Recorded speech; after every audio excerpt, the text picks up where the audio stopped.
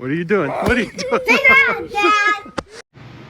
Okay, today's video is just a little bit different, and that's intentional this time of year because we're getting to the end of summer when the kids are going back to school and you're going to actually get some time to think. And when you get that time to think, you're going to look around your house and start to see little projects that need to be done, little maintenance things. So I decided I'd put together a home maintenance toolbox, and this is separate from what I'm using in the home remodel or the rehab. This rehab is pretty much coming near to an end for me, and I'm going to be transitioning into more of a maintenance mode. So the tools you have for home maintenance are different. They're lighter. They're, in many cases cheaper because you don't need the same brand quality necessarily. And also you want to fit them into a reasonable size toolbox. Now, one of the problems with a lot of toolboxes that people get for home repairs is they're either too small or too big. I find this 19-inch Craftsman to be just right. It has that tray there, has a nice latch to it that's made of steel. It holds a reasonable amount of tools without getting ridiculous. You don't want a job site size toolbox or you'll have a hard time storing it. This will store in the closet just fine. It'll be out of the way. It's about the size of a box of shoes. Nobody will bother with it. I can put it up high and I don't have to worry about the weight of it on a shelf, and I can keep my kids out of it. I like the top trays in this one. Let me show you what I keep in the top trays. So on this side, I used to keep super glue, and I always hated that super glue had basically it was one large tube, and when you used it, it didn't matter if you used it all, you were done. So they started making these little one-shots of super glue, and they made this pack of 6, and I love that. So I got that. This is depending on you and your comfort level of working around electrical, but I do keep some wire nuts in the top here. On this side, it's a lot simpler. These are drywall hangers. So if, one of the most common things you're going to be doing in maintenance is resecuring something to a wall or putting something on a wall, and a drywall hanger is just so much easier. Those ones will hold 50 pounds of weight. I've used those to hold everything from photographs to a wild boar head on the wall. Next to it is very basic 1 5/8" fine thread drywall screws. I find the fine threads are easier to install when I'm doing it manually, with a screwdriver, and so I don't want to make it more difficult by myself by using the coarse thread, so that's when I use the fine thread. So that's what I keep in the top there, and that's what I find to be the most commonly used things. You might notice I don't have any nails in there, which is kind of typical. If I find a couple nails here and there, I can throw them in with the screws. That's no problem. But starting here and going to the left, I'm going with the highest priority items down to the lowest. And of course, I'm going to sound like a nanny, but safety glasses and gloves, it's very nice to have them handy in a spot. And this is one thing I want to mention about the toolbox. This is going to be the toolbox where you carry this toolbox to the repair that you're doing, you use the tool, then it immediately goes back in the box and you don't lose it, because you want to have one spot with a light duty version of everything you need. And that's why the work gloves are reasonably light duty. The glasses are cheap, but they work. So that's where that begins. Next, these are going to be your favorite screwdrivers ever. You probably saw your grandfather or great-grandfather, maybe your dad, have a pair of these in the front shirt pocket, but these are amazing. This one is awesome for taking on and off outlet and switch covers. This one is nice when you need a precision Phillips bit. Now you notice I have a second Phillips screwdriver with here. This is a number 2 4-inch Phillips screwdriver, and this is very specifically for you can use it for general use screwing, but it's really great for replacing door handles. And one of the things with replacing door handles that a lot of people make the mistake of is they use a screwdriver with either a octagonal, like this one has, an octagonal shaft, or some kind of matte finish shaft. You really want this like chrome finish, so that when you're turning the screw on the doorknob, you're going to have this up against the knob, and this smooth chrome finish won't mess up the finish on the doorknob. So there's that. Needle nose pliers. You're gonna always need needle nose pliers. When you can't find them, it's gonna drive you crazy that you don't have a set of needle nose pliers. These are some of the most useful tools you'll ever need. So these three are top tier. Right after them is a good crescent wrench. Now, I told you before that, I don't necessarily buy the highest quality tools for this toolbox, because I don't want to be tempted to take them out anywhere and use them. So I want them to just stick at home. The one exception is this little crescent wrench. It is a Craftsman. It's a couple bucks more, but I find with crescent wrenches, it really makes a difference to get a little bit higher quality one. This one goes from a 1/2 inch to 3/4 inch. That's all your plumbing fittings in a residential property. That's what you have that for. Pencil and permanent marker. Pencil, I use that when I'm marking spots that I'm going to drill a hole in the wall. Oh, this should be higher. You notice I'm not using a tape measure. I'm using a carpenter's ruler, and that's what I was taught to call it. And you're going to say, what the heck, I haven't seen one of those since the movie.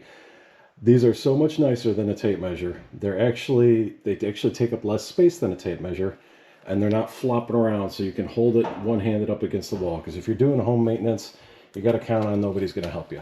So this you can do one-handed a whole lot easier. These go out to, I think this one goes out to 6 feet, and yeah, 71 inches. So 6 times 12 is 72. Yep, 6 feet. So you're really never going to need to measure more than 6 feet when doing anything in terms of home maintenance. After that, it's pencil, and then I like a permanent marker, and I'll tell you why. I have a lot of fittings in the house that have a black or bronze finish, and if there's any scratching that gets on the finish, I can take my permanent marker and just dab it on there and blend it in, cover it up nice. Now, this is going to look a little different to you. This is appliance touch-up. I just keep a little bit of that in there because the tile glazing that we have, it's not an exact match, it's a close match, but I can touch it up. And anything else that's white, anything that's black, I can touch up with the permanent marker. Anything white, I can touch up with this. I'll tell you another trick.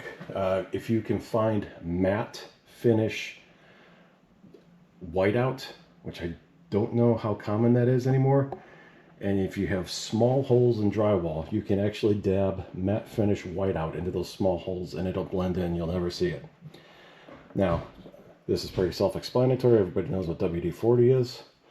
On the flip side, that's for getting things loose. This is for locking things up and tightening up. This is Thread Locker Blue. The blue is the removable kind. I do not recommend you use this unless you actually know what you're doing, and never use the red unless you want it to never be moved again. Just don't use the red. As an alternative, here's a secret. You don't necessarily need thread blocker if you use super glue. You can use super glue as a low grade thread locker. It'll work. Now, these are the most important. What we're getting into now is kind of second tier, and a light hammer is very handy, and this one I would never be caught dead with on a job site. It would be too embarrassing, but that's why it's going to be in here, because it's never going to see the light of day outside. Get a smooth face, don't get a waffle face. Slip joint pliers, these are cheap. It's a cheap set, and really what this is handy for is octagonal face for using with a crescent wrench, and I just got to grab it and yank it. I can do it with these. Right after that is another set of pliers, and you can do a lot between your slip joint pliers and your needle nose pliers. You can do a lot that these are kind of redundant for, but these are nice for when you want to do some heavy duty wire cutting. You can do that mostly with your needle nose, but you can get a little bit more crank on that.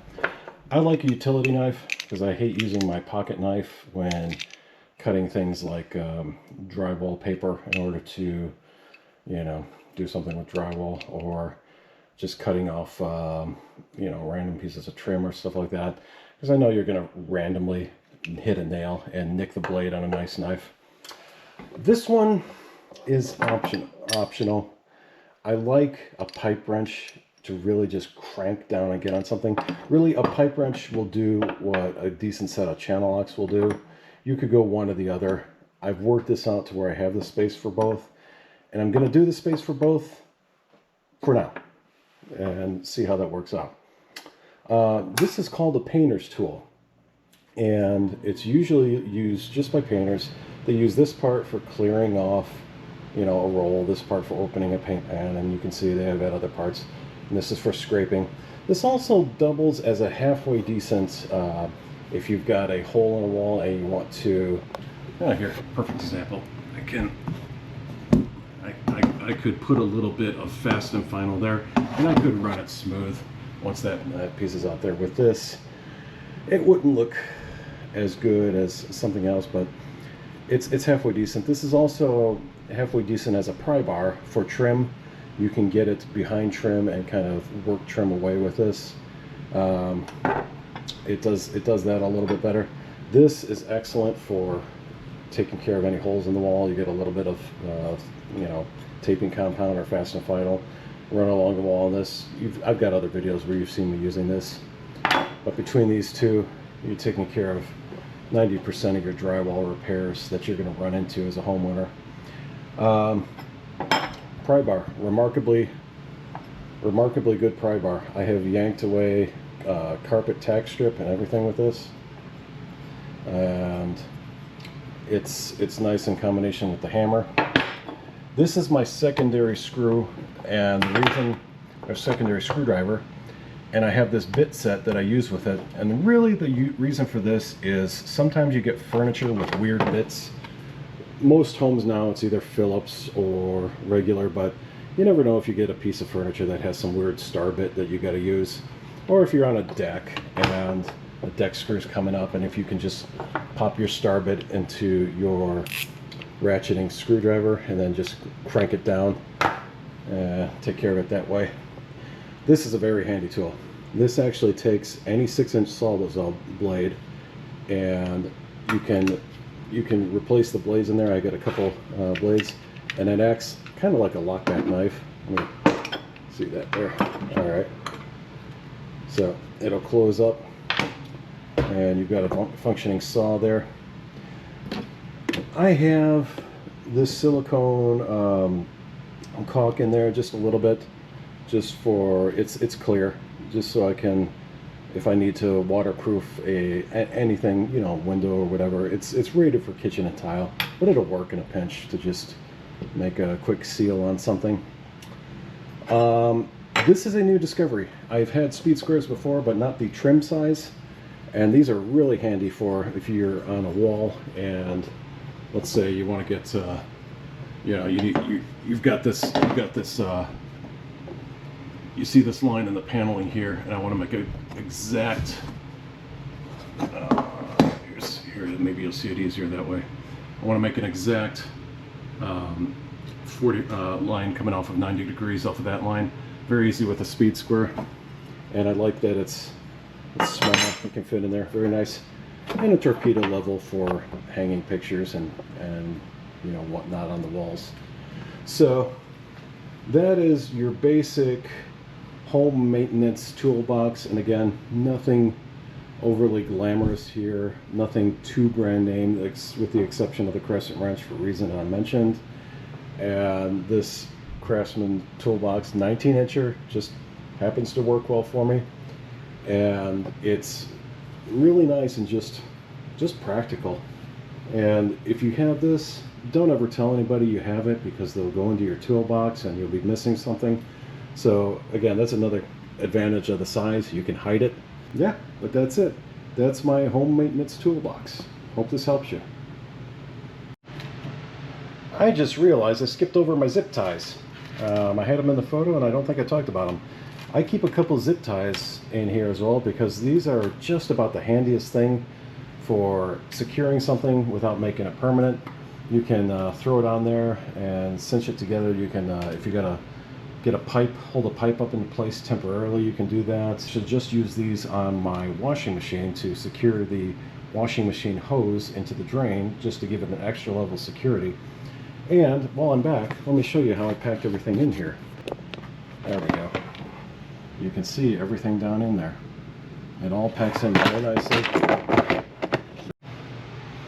And one final shot here with everything inside. Got my gloves, my safety glasses, my needle nose pliers. You see my, let me turn the light on again, there we go. You see my crescent wrench down there, my two little favorite screwdrivers, the long handled screwdriver, everything there. We're all set.